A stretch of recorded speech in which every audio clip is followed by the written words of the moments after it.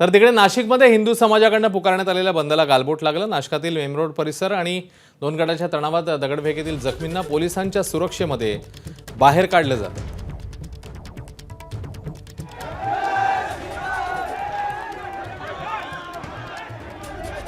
सध्या तणावपूर्ण परिस्थिती नाशिक शहरात बघायला मिळते। पोलिसांचा मोठा बंदोबस्त आहे।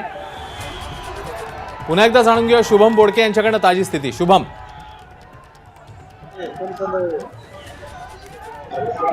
अश्विन, आत्ताच नाशिकच्या जुने नाशिक परिसरामध्ये पुन्हा एकदा आतमध्ये दगडफेक झाल्याची माहिती मिळते। मात्र त्या ठिकाणी जी दगडफेक झाली त्यातले काही जे जखमी नागरिक आहे त्यांच्यावर आता उपचारासाठी जे आहे ते त्यांना बाहेर काढण्यात येत आहे। गाडीवरून त्यांना आता नेण्यात आले।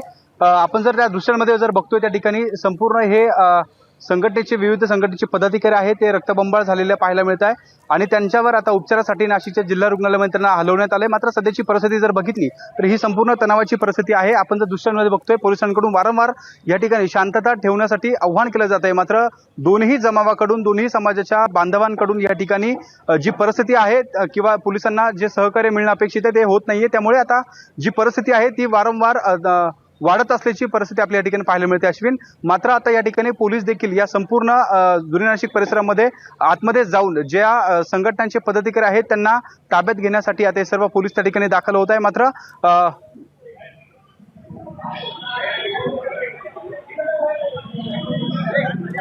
शुभम, पोलिसांची कुमक तिकडे वाढवण्यात आली आहे असं काही कळतंय आता तुला? पोलिसांची संख्या जी ती वाढण्याची संदर्भातली काही पावलं टाकण्यात येत आहेत का तिकडे?